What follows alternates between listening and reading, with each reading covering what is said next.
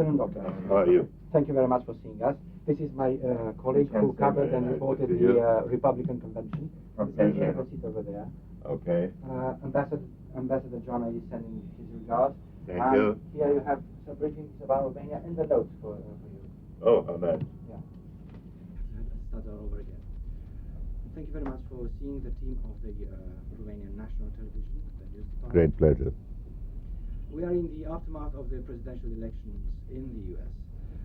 What do you think that is driving people like the candidates to go through this terrible and terrific enterprise and to attempt to become the President of the United States? I tell you, it's a very good question because when I first started being interested in politics 30 years ago, the candidates were spending much of their time on developing positions. They weren't running around like they do now, except at the very end.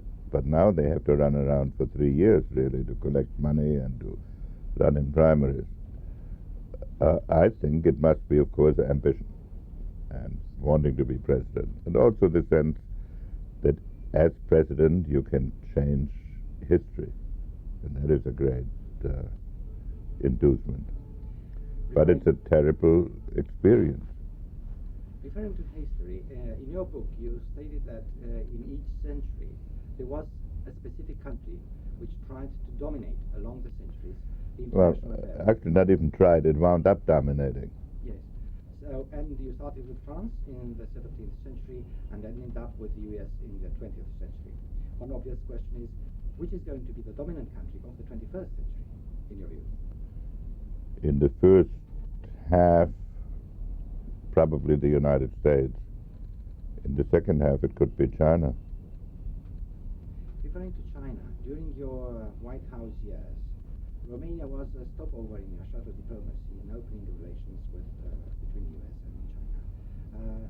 What specific memories do you have of that? No, we talked to the Romanians, but the strange thing was the Chinese did not trust communist government. So we had to find somebody else. We tried the Romanians. But I did stop in Romania several times. I stopped there with President Nixon.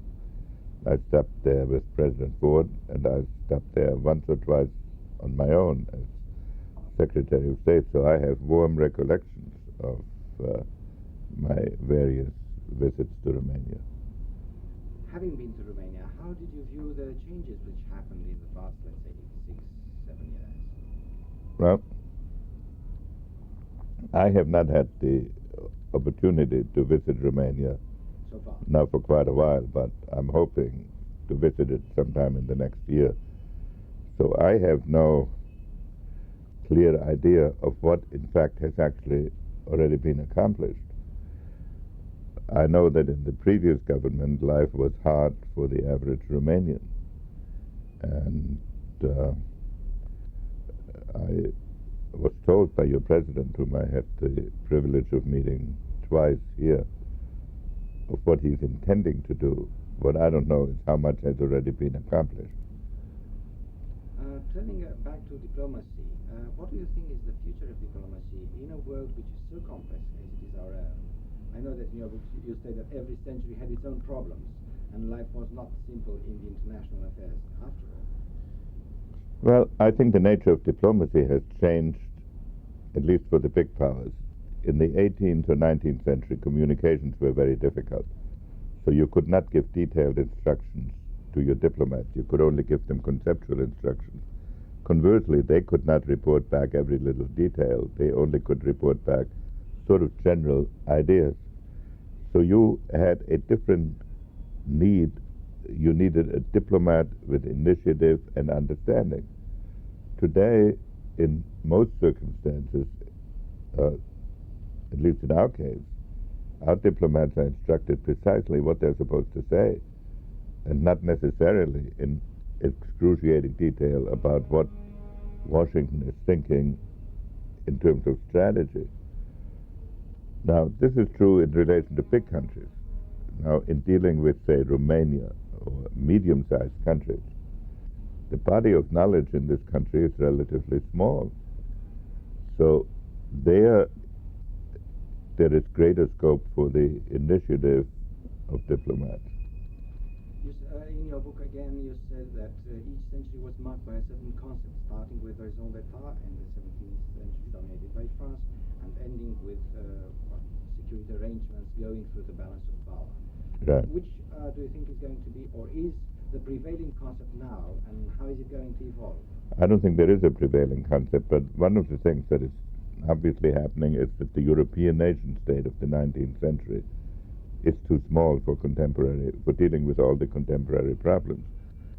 So we see a consolidation on the one hand, and it's a paradox because one sees a consolidation in the economic field, but in other regions, say Yugoslavia, southern Russia, Africa, the nation states are breaking up into ethnic components, so you have both of these trends going on simultaneously. But I think the 21st century will be a century of big movements, of major changes in the international structure, the emergence of Asia, probably the growth of Muslim fundamentalism. And it'll be interesting to see whether Europe can reclaim a place or whether it will fall apart. I think it probably can reclaim a place. Russia is still in a very formative stage. In the context of this process you just mentioned, of larger states breaking up in smaller ethnic-dominated states, is it possible that the US as a beacon of democracy to help along, or just to stay and watch and see what things are being sorted out by themselves? Well, we can help along, but what we cannot do is to get involved in the domestic structures of every country in the world. First, because we don't understand it well enough. Secondly, because we don't have the resources to deal with every country simultaneously. I guarantee you that not 5% of the American public, not 2% of the American public, could find Mostar on the map, which is so important for the Bosnians.